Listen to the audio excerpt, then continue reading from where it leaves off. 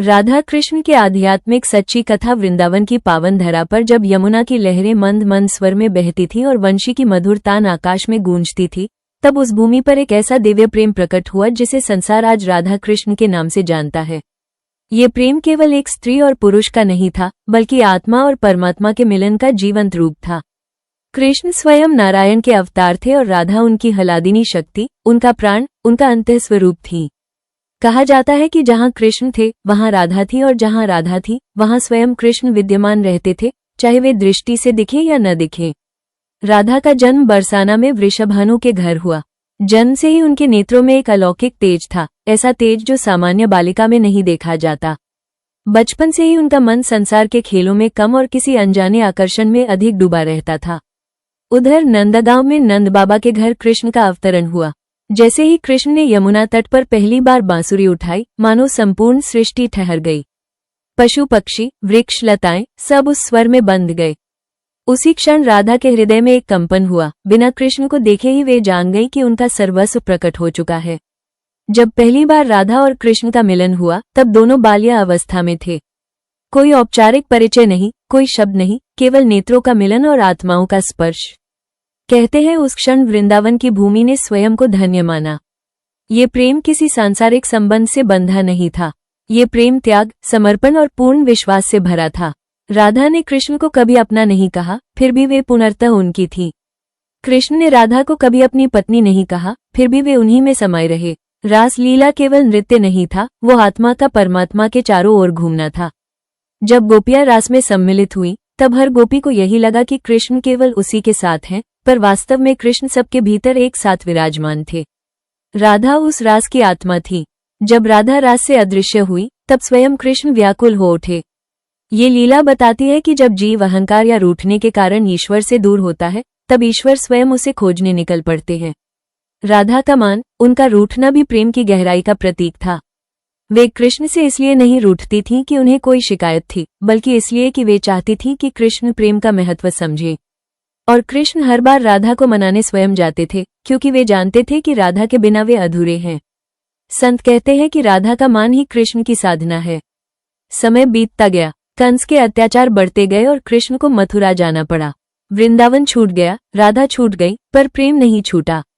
जिस दिन कृष्ण वृंदावन से गए, उस दिन यमुना का जल स्थिर हो गया, वंशी मौन हो गई और वृक्षों के पत्ते झरना भूल गए। राधा ने कृष्ण को रोकने की कोशिश नहीं की, क्योंकि सच्चा प्रेम बंधन नहीं बनाता। उन्होंने केवल इतना कहा, जहां भी रहो मुझे अपने भीतर रखना। कृष्ण ने उत्तर दिया, तुम मेरे भीतर ही नहीं, मैं तुम्हारे भीतर भी हूँ। मथुरा और द्वारका के राजसी वैभव में भी कृष्ण का मन वृंदावन में ही अटका रहा। महल थे, रानियां थी, पर राधा का स्थान किसी और को नहीं मिला। रुक्मिणी स्वयं राधा को अपनी आराध्या मानती थी। कहा जाता है कि जब रुक्मिणी ने कृष्ण से पूछा कि आप राधा का इतना ध्यान क्यों करते हैं, तब कृष्ण ने कहा, क्योंकि राधा ने मुझे कभी चाहा नहीं, केवल जिया है। राधा ने जीवन भर कृष्ण की प्रतीक्षा नहीं की, बल्कि उन्हें अपने भीतर जिया। वे जानती थी कि सच्चा मिलन देह से नहीं, चेतना से होता है। जब कोई भक्त सच्चे मन से कृष्ण का नाम लेता है, तो सबसे पहले राधा उस नाम को स्वीकार करती है। इसलिए कहा जाता है कि राधा के बिना कृष्ण की भक्ति अधूरी है। अंत समय में जब राधा की देह शिथिल हुई, तब उन्होंने आंखें बंद कर ली और मुस्कुरा दी।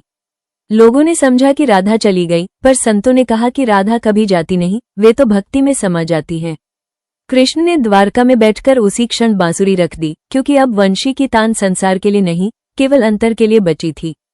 राधा कृष्ण की कथा हमें सिखाती है कि प्रेम अधिकार नहीं, समर्पण है। भक्ति मांग नहीं, अर्पण है। जब जीव अपने अहंकार को त्याग कर ईश्वर को अपने भीतर बसा लेता है, तभी राधा कृष्ण का मिलन घटित होता है।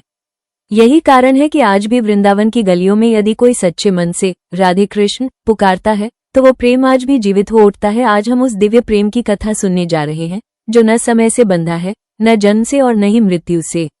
ये कथा है राधा और कृष्ण की, जो केवल इतिहास नहीं, बल्कि आत्मा की सच्ची अनुभूति है। ये कथा हमें सिखाती है कि सच्चा प्रेम क्या होता है, भक्ति क्या होती है और ईश्वर से जुड़ने का सबसे सरल मार्ग कौन सा है। वृंदावन की भूमि सदा से ही पवित्र रही है। यमुना के किनारे बहती शीतल हवा, कुंज गलियों में गूंजती बांसुरी और वृक्षों पर झूलती लताएं, सब कुछ मानो किसी दिव्य लीला का साक्षी बनना चाहता था। इसी वृंदावन में भगवान श्री कृष्ण बाल रूप में लीला करते थे और वहीं बरसाना में श्री राधा का निवास था। राधा केवल एक गोपी नहीं थी, वे स्वयं प्रेम का स्वरूप थी। शास्त्र कहते हैं, कृष्ण की जितनी भी शक्तियां हैं, उनमें सबसे प्रमुख शक्ति राधा है। राधा का जन्म वृषभानु गोप के घर हुआ। बाल्यकाल से ही उनके स्वभाव में गंभीरता और मधुरता का अद्भुत संगम था। वे अन्य बालिकाओं की तरह खेलती तो थी, पर उनका मन किसी अनजानी स्मृति में डूबा रहता था। उधर नंद बाबा के आंगन में कृष्ण बाल लीलाएं कर रहे थे। जब उन्होंने पहली बार यमुना तट पर बांसुरी बजाई तो वो स्वर केवल कानों तक नहीं रुका, वो सीधे हृदय में उतर गया। उसी क्षण राधा का हृदय भी उस स्वर से जुड़ गया, बिना देखे, बिना मिले। जब पहली बार राधा और कृष्ण आमने सामने आए, तब शब्दों की आवश्यकता नहीं पड़ी। नेत्रों ने ही सब कुछ कह दिया।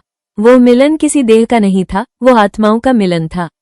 उसी दिन से राधा का जीवन कृष्णमय हो गया और कृष्ण की लीला राधामय। दोनों अलग दिखते थे, पर भीतर से एक थे।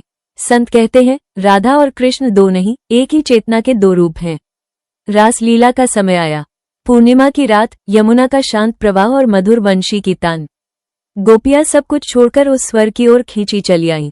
रास में हर गोपी को लगा कि कृष्ण केवल उसी के साथ हैं, पर राधा जानती थी कि कृष्ण सबके भीतर एक साथ हैं। रास के मध्य जब राधा अदृश्य हुई, तब स्वयं कृष्ण व्याकुल हो उठे। उन्होंने बांसुरी छोड़ दी और राधा को खोजने निकल पड़े।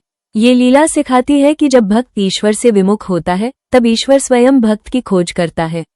राधा का मान केवल रूठना नहीं था, वो प्रेम की परीक्षा थी। राधा चाहती थी कि कृष्ण समझे कि प्रेम में अहंकार नहीं होता। कृष्ण ने राधा को मनाने के लिए उनके चरणों में स्वयं को अर्पित कर दिया।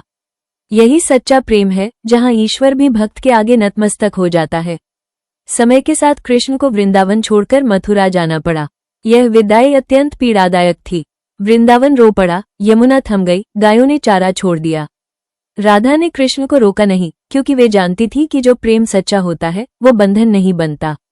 उन्होंने केवल इतना कहा, जहां भी रहो, मुझे अपने भीतर रखना। कृष्ण ने उत्तर दिया, तुम तो मेरी आत्मा हो। द्वारका के वैभव में भी कृष्ण का मन वृंदावन में ही रहा। रुक्मिणी सहित सभी रानियां राधा का आदर करती थीं। कृष्ण की प्रत्येक सांस में राधा थी।